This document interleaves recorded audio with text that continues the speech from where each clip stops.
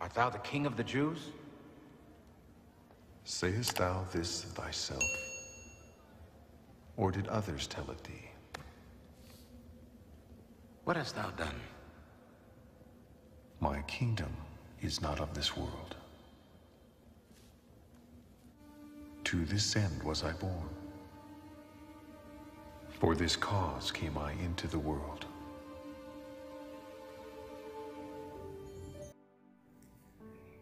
Fernando Arrabal, seorang penulis asal Spanyol, pernah berkata, dalam permainan catur yang paling penting bukanlah raja dan ratu, tetapi bidak-bidak. Entahlah, saya bukan seorang pemain catur sehingga tidak mengerti bagaimana cara permainannya dan apa peran dari para tokoh dalam permainan catur tersebut. Tetapi sekilas yang saya tahu, bahwa dalam permainan raja dan ratu merupakan tokoh yang paling kuat dan bidak-bidak adalah yang paling lemah.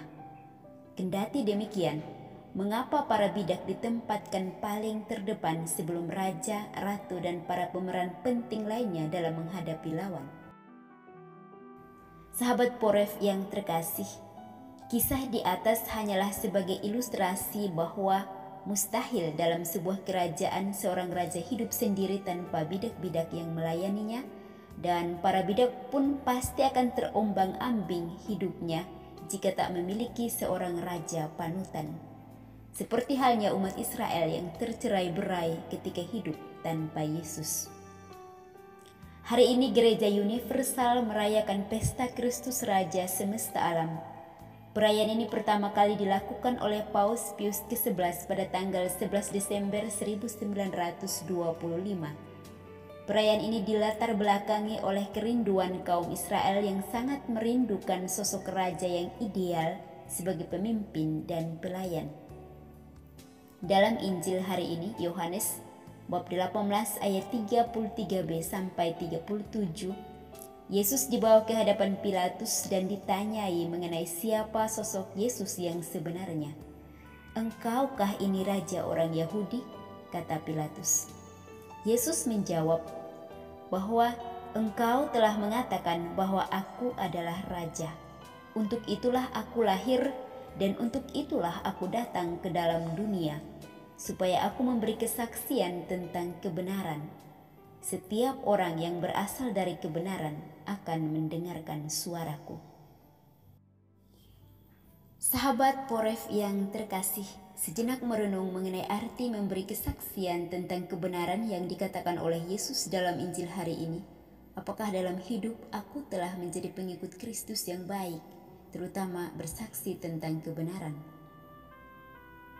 Bagi yang pernah berjuang untuk mengatakan kebenaran, hal itu memang tidaklah mudah. Anda dan saya harus berani menanggung risiko. Jika pada akhirnya Anda dipukul mundur oleh karena memperjuangkan kebenaran, dicibir oleh lawan, maka janganlah takut. Anda hanya mengalami mati suri karena ada Yesus yang akan menolongmu. Yesus saja pernah dipukul mundur oleh para pemimpin yang bertindak atas nama Tuhan, hingga mengalami jalan salib dan penyaliban yang sadis. Para lawan tertawa dan menari bahagia saat itu. Tetapi ingat, Tuhan membangkitkannya setelah jalan salib dan kematiannya. Anda dan saya pun demikian. Mari bersama Yesus Kristus Raja semesta alam berjuang menyuarakan kebenaran, terutama berjuang dengan mereka yang lemah dibungkam oleh para penguasa dunia dalam menyuarakan kebenaran. Selamat Pesta Kristus Raja semesta alam.